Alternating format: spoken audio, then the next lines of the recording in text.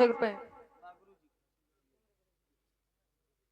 सम्मानित हमारे गुरुजी इस भाव का सम्मान करते हुए आदरणीय विजय लाल यादव गुरुजी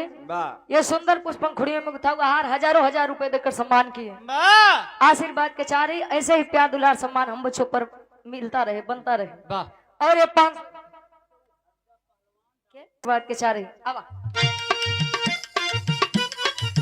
दम दम दिगा दिगा मौसम भिगा भिगा दम दम दिगा दिगा मौसम भिगा भिगा दम दम दिगा दिगा मौसम भिगा भिगा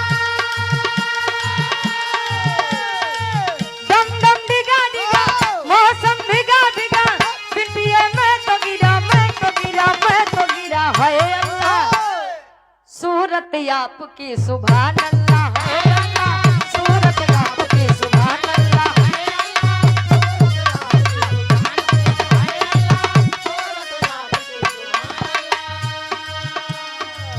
हंसता हुआ नूरानी चेहरा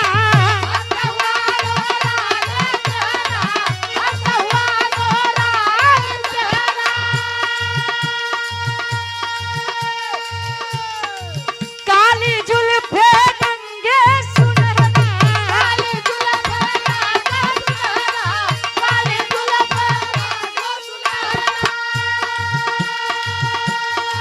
हंसता हुआ नूरानी चेहरा काली जुल्फे रंगे सुनहरा तेरी जवानी तौबा तौबा दिलरुबा दिलरुबा दिलरुबा दिलरुबा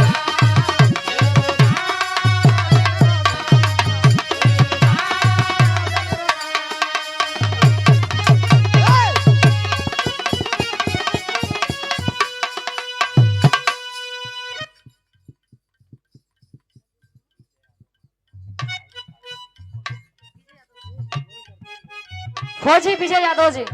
हमारे गार्जियन जी कार्यक्रम के आयोजक साहब आप सतपाल यादव जी के आप साले साहब ये 1000 रुपए और सुंदर 500 रुपए आशीर्वाद के चारे के बच्चे अपनी कला में कामयाब रहे। अच्छा गुरुजी अगर एमसी लोग से होशियार न रहा अगर कमेंट पढ़े लगा तो 4 गाड़ी अच्छा हम गाड़ी गरिया रहे हुआ आप बदे मार गुरुजी तरफ मतलब का चाहत लड़कियां जान ले चाहत है बच्चे की जान लोगे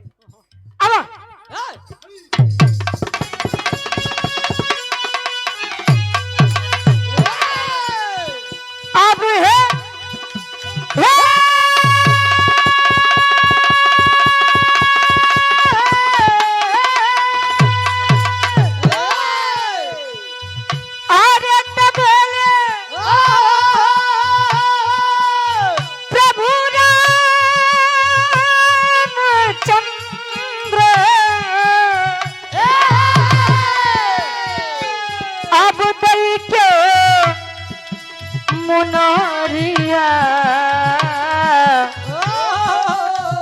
हनुमत जल्दी अइहा अरे हनुमत जल्दी अइहा अरे तलई के मोरा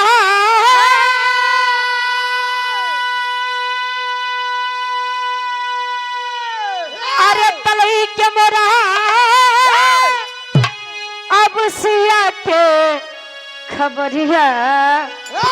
हनुमत जल्दी अइहा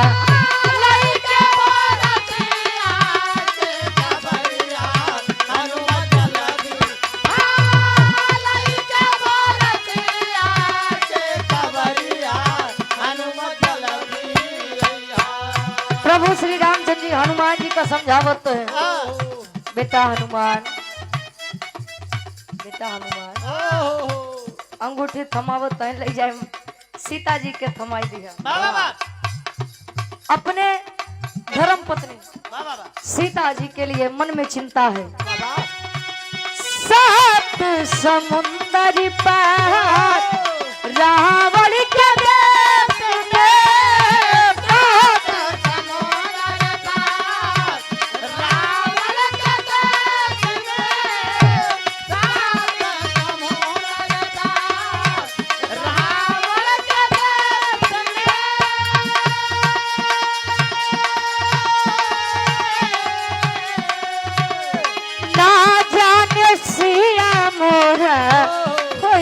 कवना भेष में हो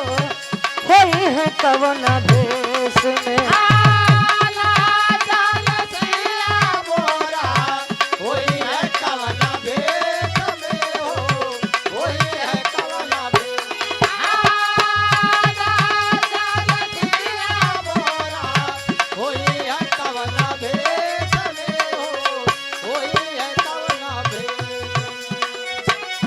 अब हे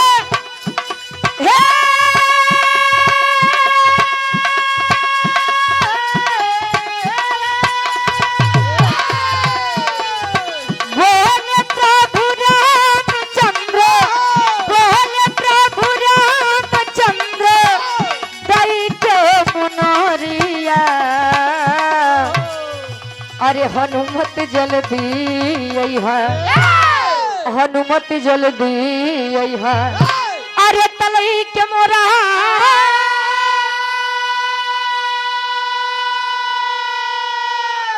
अरे तलई के मोरा सिया के खबरिया। हनुमत जल्दी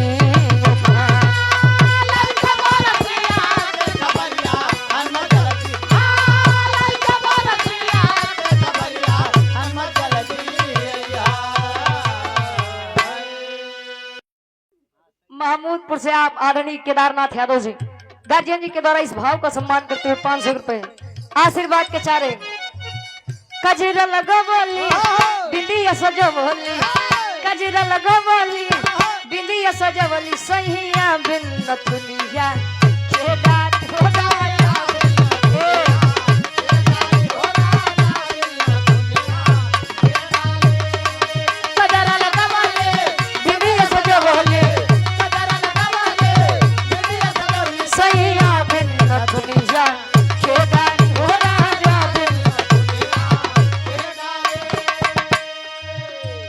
दुल्ही एक बात कहे,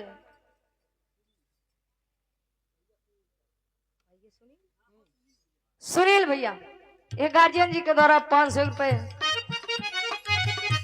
एक स्वर में सबके नमस्ते प्रणाम स्वीकार हो आशीर्वाद के चाह रही है। देश में हम परी देश पिया